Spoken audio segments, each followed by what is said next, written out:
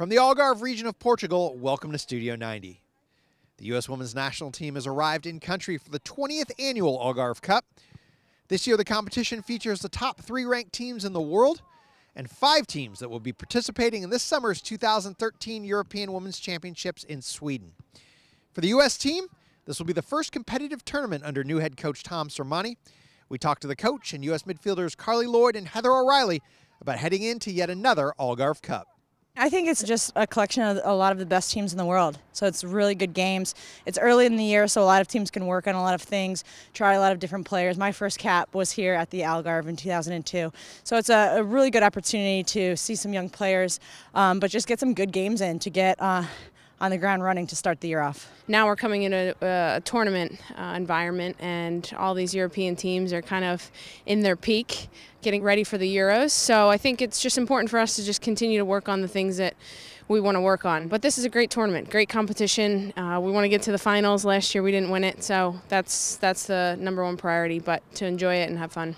This is a very competitive team, and it's a team that's very proud of its record of winning. So every time we put a team out onto the soccer field, it goes out there to win games. I mean, you're playing at international level, and particularly in a down year when you've got a limited number of games. But by the same token, you still want to look at players, you still want to probably change the team around a little bit.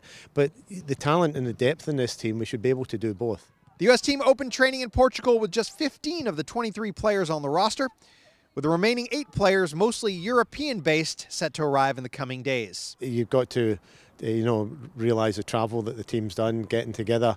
So your first couple of days, you want to go steady. You don't want to go like a bull in a china shop, as they say. So we'll just be easing into it and then really sort of ramping it up.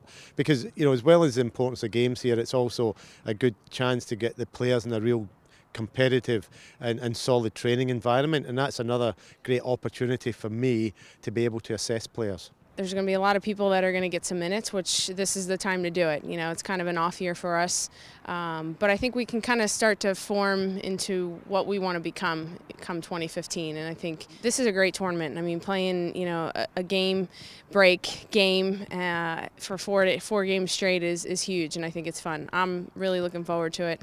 Great competition. Great playing with Tom and get to know kind of more of his style and just take it from there. For the first time ever, the U.S. matches at the Algarve Cup will be broadcast back to the United States.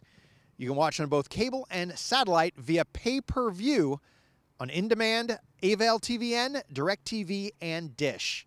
For more information on television, go to integratedsportsnet.com. The United States opens the Algarve Cup on March 6 against Iceland in Albufeira. Kickoff is 9 a.m. Eastern Time. That's it for this edition of Studio 90.